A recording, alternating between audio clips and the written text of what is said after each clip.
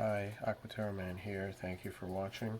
Wanted to do a comparison of two of my favorite Omega Seamaster models. On the right is the Seamaster 2254.50 reference number. It's also called a Peter Blake model by some people.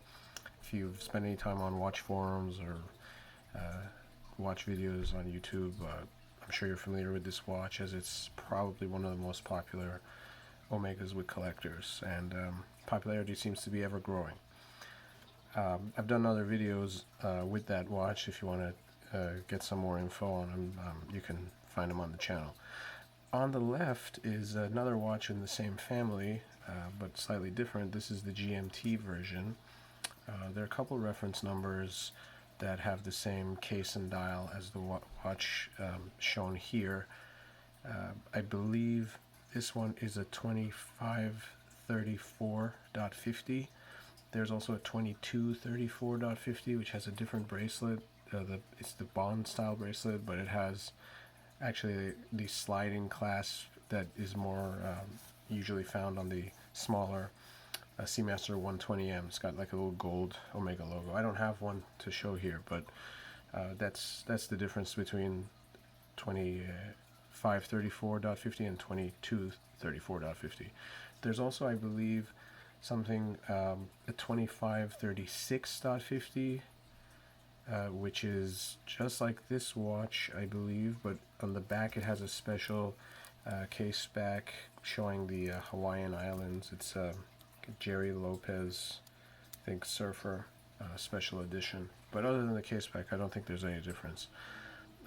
As you can see, these watches are quite similar. They're from the same family. They are both 41mm cases, 20mm lugs. The GMT does have a few notable differences. Obviously, it has a GMT hand. The writing on the dial is a little different. The bezel is a GMT bezel, meaning it has markings for 24 hours, and it rotates bidirectionally. This is a very worn example, so forgive me, I didn't have a better one to show here. But you can see generally what the bezel insert looks like. The case is slightly different. You can see there's some more case material over the crown on the GMT. It's almost like it has more overhang as compared to the 2254. And another difference is there's no helium valve on the GMT, and in that it is a GMT, it's a thicker watch as well by a couple of millimeters, probably 2 or 3 millimeters. In addition to being thicker, it's also heavier, and it's noticeable when you wear these. The heavier GMT is, you can definitely feel that it's a heavier watch.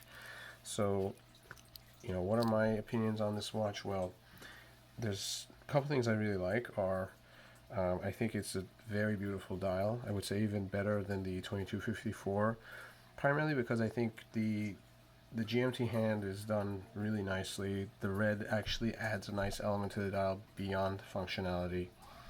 I also like that the writing is much more simple, and it's almost like restricted to the essential information. It's a Seamaster, it says GMT in red, it says chronometer, and it's a cleaner dial for that reason.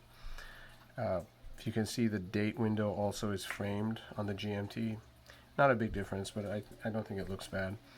I also really liked the omission of the helium valve. I've never been a big fan of that, even though that's kind of like an iconic part of the Seamaster line, but I just think leaving it off, it looks really nice, and I actually wish they try that with some more models. But those are the positives. The negatives are significant too, and I think the negatives that I'm going to list are probably shared by a lot of people who collect and are interested in these watches, and are probably a limiting factor in the popularity of these watches, because there's nowhere near as popular as something like the 2254. And so to me, the weaknesses are: one, the bezel. It's obviously meant to function with the 24 hours as a GMT bezel, but it's just not a very nice looking bezel. And I've found very few people who defend this bezel when you read about this watch on the forums and watch review sites, and it's simply, I think, because it's not very nice looking. It's just kind of strange. and I am sure there are many ways that this bezel could have been improved upon, possibly just simply by being all black. Would be one idea, but it's just not an attractive part of the watch, unfortunately. Other weakness is the thickness and increased weight I mentioned. There's something about the 2254. One of the things I think makes this watch so popular is it's so comfortable and balanced and easy to wear, and it's it's just proportionate, the weight to the bracelet, to the size of the case, to the size of the bracelet. Whereas the GMT, you can definitely feel that the rest of the watch was engineered more for the specifications of the regular automatic, and that's why you feel the extra weight on the GMT and the extra thickness of the case, and not in a good way, because it makes the watch feel a little less balanced. It's not an uncomfortable watch by any means, but it's not as comfortable as the 2254.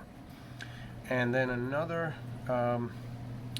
complaint I have about this watch, and this comes from a little bit from reading about it, other people's experiences, and my own. I've owned, I think, 3 of these in the past, and a couple of great whites, which is the same movement, and that is that they seem to be very prone to running fast or slow, and I don't know the technical reasons for this, but whereas you'll usually see the pre-owned regular automatic Seamasters running decently if they're running, I found many GMTs to be way off, both from when the seller is describing a watch and then sometimes when you get one. This watch, when I received it, was said to be running fine, and I found that it loses quite a lot of time per day. And in asking around, I found that seems to be a common issue with these GMT movements. So they're probably more, less durable and need more frequent service than a regular automatic. It's just something to keep in mind if you're looking to buy the watch. I guess for the sake of completeness, I should show the case backs are a little different. The GMT has some 50-year text. Not a big deal. They're otherwise very similar. This one is a little bit, has a little bit more of a convex profile to fit the thicker movement. Actually, you can see the thickness difference pretty well here. Let me see if I can. I don't know if it's that obvious, but on the wrist, it's very obvious. But yeah, those are my thoughts. I think it's probably one of the most affordable, really good quality, true GMTs you can buy. And it is a very nice watch for many of the reasons that the 2254 is a nice watch, and it has some uniqueness of its own. Again, there are some weaknesses though. I guess the most significant in terms of an ownership perspective is my belief that their movements are a little bit less reliable. But then there's also the wearability characteristics that some people may not like too much, or this bezel. Considering everything on the whole, I think if you can get a good price on them, they're definitely a nice piece to have in your collection. I do wear this watch from time to time, but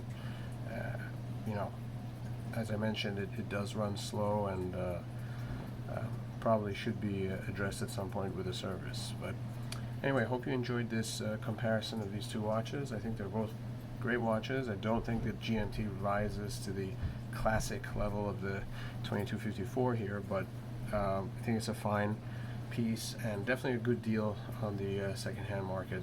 They're relatively inexpensive as far as the true GMT watches go. So thanks again. Till the next video.